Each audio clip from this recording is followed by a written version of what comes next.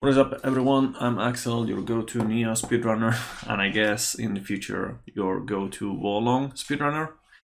Although I think Wolong is gonna be more successful in this regard, but we'll talk that about a bit later. I played over 30 hours of the Wolong demo, and I have quite a bit of feedback here of tweaks, changes, additions that would make to the game, to the full game, based on what we have seen in the demo. And these are not only my opinion; it's also things that I've heard and read on Discord, on YouTube, on Twitch, in many places, even from friends, IRL as well. So yeah, let's get on to it. The first topic is going to be the in-game timer. This is only something that is really important for speedrunning, but it is very important for speedrunning when it comes to a multi-platform release. PC, PS4, PS5, Xbox One, Xbox Series S, Xbox Series X. There's a lot of platforms and they have different load times and performances. So when it comes to speedrunning, moderating all those leaderboards is quite quite the work. And honestly, it would be way better for comparison and everything. You don't have to split as many categories. You don't have to do so many separations when it comes to speedrun leaderboards. If there's a good in-game timer that counts seconds and doesn't take into account the load times and basically removes the loading times. That is, in the demo, that is not the case. It only counted up until minutes. And of course, there was nothing in regards to removing load times. Not that it was especially noticeable on one demo, but yeah, it's still pretty important. So yeah, that doesn't affect the most people, of course, but it is something that they can change. And if they do, it would only impact the game positively. There will be no negative things about having a good in-game timer. So yeah, I would definitely add that.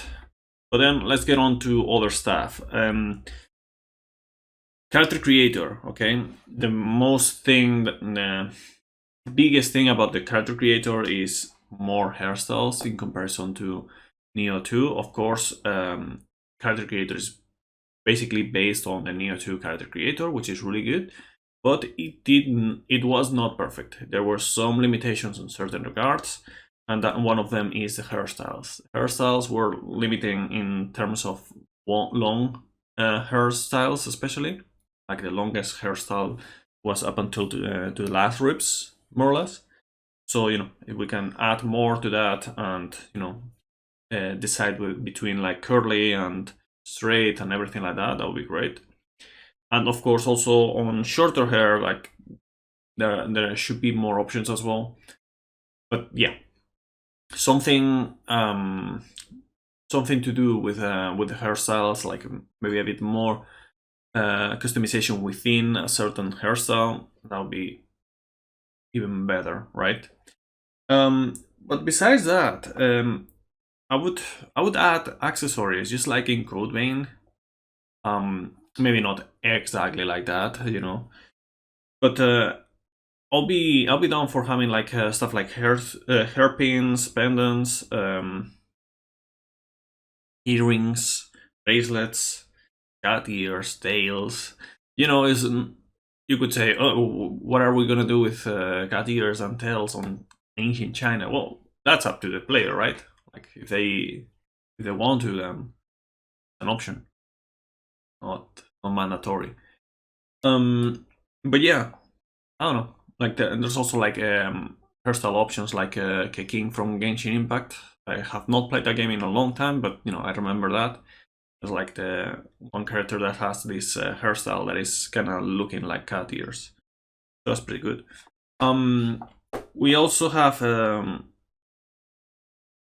we also are lacking in terms of the butt and thigh slider, I guess.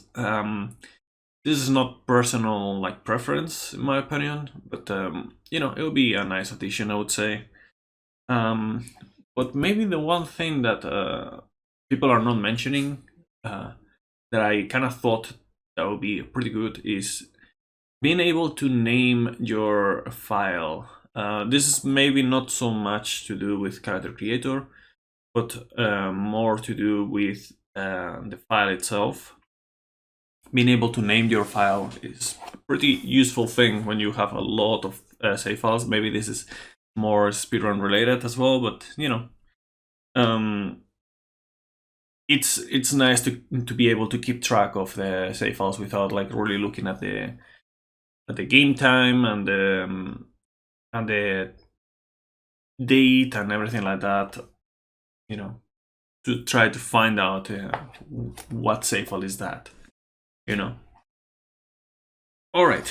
Going to the next point, that is the controls. The biggest thing about the controls that will change is deflect on block plus dodge. So, for example, in PS5, it will be like L1 plus circle. Why do I say that? Because dodge is an input that in the demo was put in double tapping. Like to dodge, you had to double tap the circle button because the first tap was for deflecting, meaning you would have to first deflect and then you start dodging. That is terrible. That is terrible. So changing deflect to block plus circle, which is actually recommended because block buffering your deflects is actually really good in order to make them a bit more safe. And you know, if you time them too late, then you are still blocking at least. So I would definitely have that there. It is just an example, but the main idea is to separate deflect and dodge input, so they're not in the same button.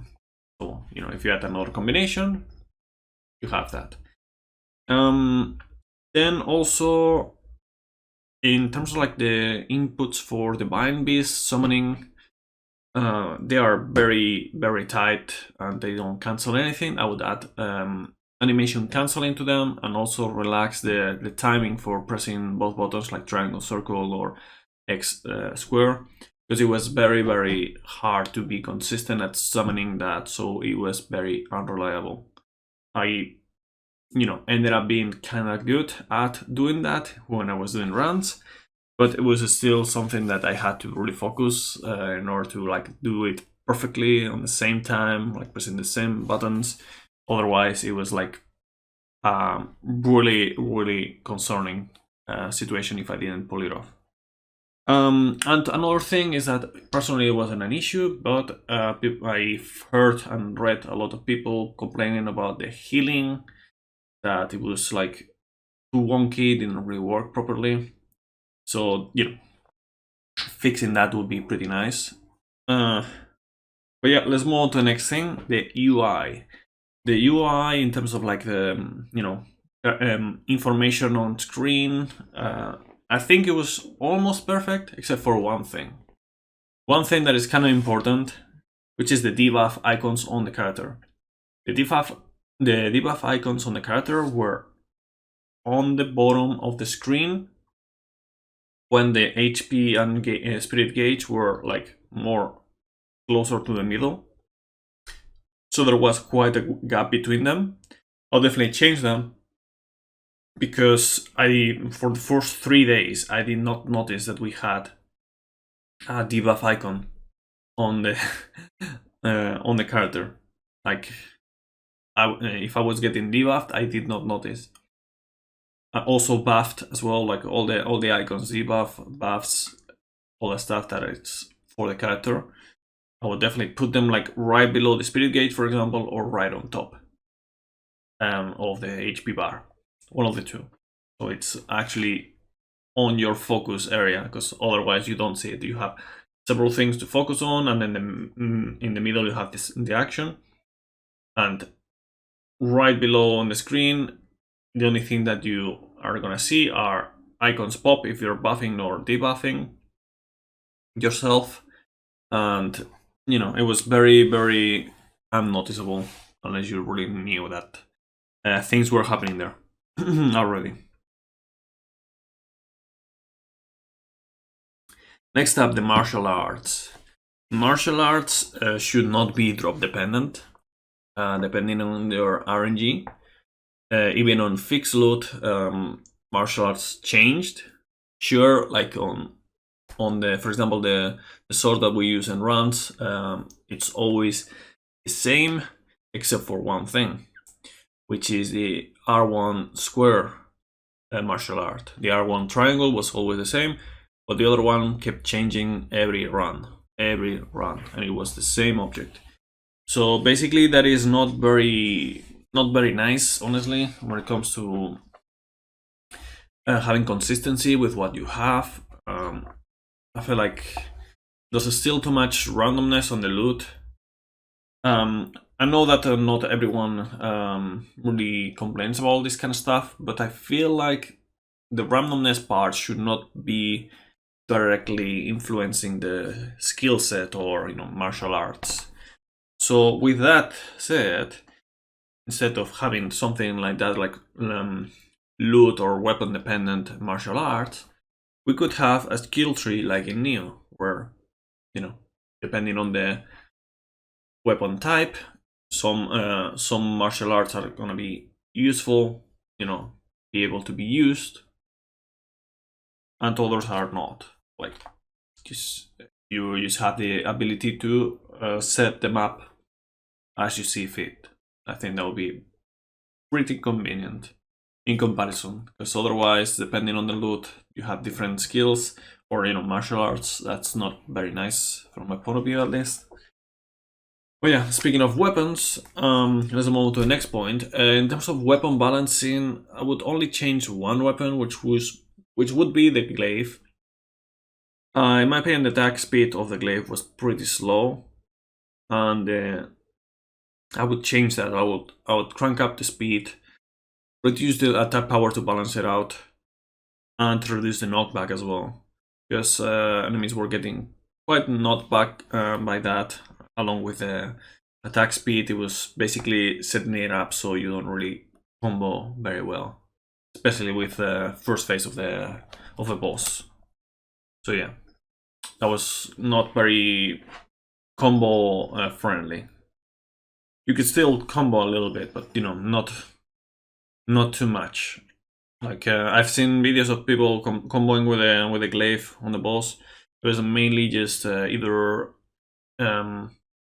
using the martial art early, or the spell, or even like changing weapons, the R1 circle to keep the combo, but they were all cutting the combo early. So yeah, it would definitely need to change. Okay, so moving on to the next point, spells. In terms of the spells, I would say the Fire Blast needs to either have higher morale requirement or be reduced in strength overall, like knockback,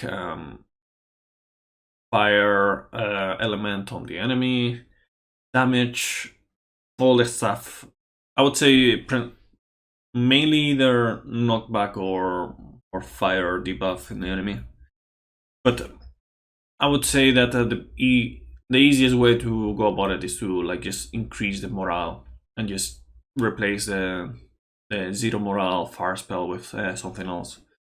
Because honestly, it was very, very strong. It was basically the best spell in the entire demo. So I'm not gonna talk too much about like the rest of the spells, but I will talk about the buffs. The buffs, like the weapons, like the electrify weapon, fire weapon, ice weapon, whatever. They were actually very, very short. They didn't last long at all. So definitely change that so they last for longer. But yeah, that's about it for spells from my point of view. And now let's talk about morale. We already talked about it a little bit, but I've noticed that the damage from the player does not really change much at all when you get more morale. I'm guessing that's because, well, at least on the boss, I'm guessing that's because as long as the morale is lower or about the same, it doesn't really increase the damage, and it only increases when there's a difference, like positive difference. So you have like several levels more of morale rank. And I would definitely change that. I would definitely make it so morale is more important. Not a whole lot, but noticeably important for being able to damage more.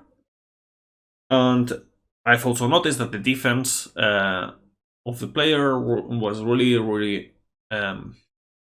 increased by a lot when you got like to morale 20. So definitely crank that a little bit down. Maybe give the player a bit more base defense, but then with 20 morale rank, I would definitely crank it down, because I think it's better to fine tune it a bit more in terms of like having more attack and less defense gain. Besides that, the other obvious change that I would make is balance the spells a bit better. Like the spells, when it came to morale ranks, especially for the fire blast, they were not very balanced. There was no real reason in terms of, for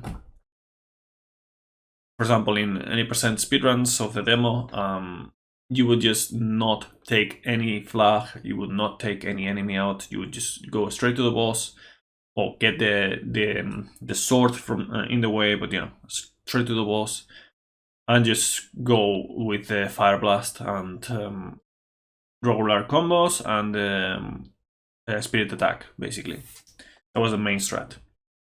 Obviously deflecting and everything, but yeah, you would not really need like any spells, because you already had like the best spell in the game from the very start with 0 morale.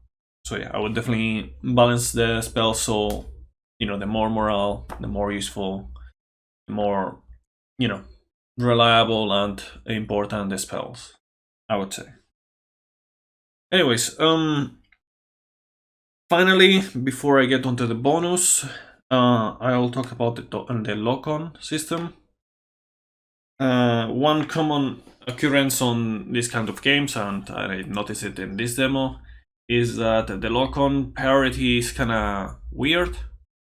It tends to prioritize enemies far away from you instead of the ones that are like right next to you. So definitely I would change it to prioritize enemies that are closer to you, especially if you're already on a fight. So yeah, I've had multiple times where I'm like literally already fighting an enemy attacking, and I try to lock on, and it's locking on an enemy that is like 20 meters away. So yeah, that's not great. I would also, I also had issues with the stealth dropping attack. For whatever reason, many times I had like I was drop attacking an enemy, and then mid drop attack, it would change target to another enemy. That was very weird.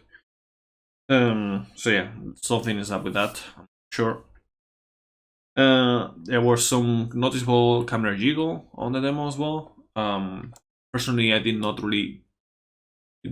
bother me too much, but I've seen and heard people complain about this, so I'll add that there.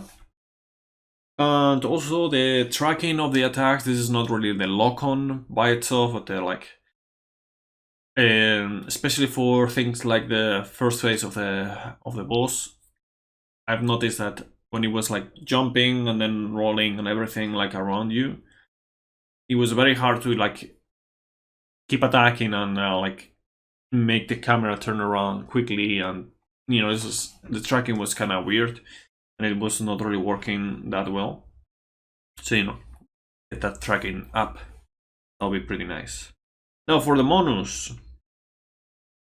The bonus ideas would be, this is an idea that I got from my friend IRL, which is the deflect should not be should not move you if you have holding the joystick. Personally, I don't have an issue with that.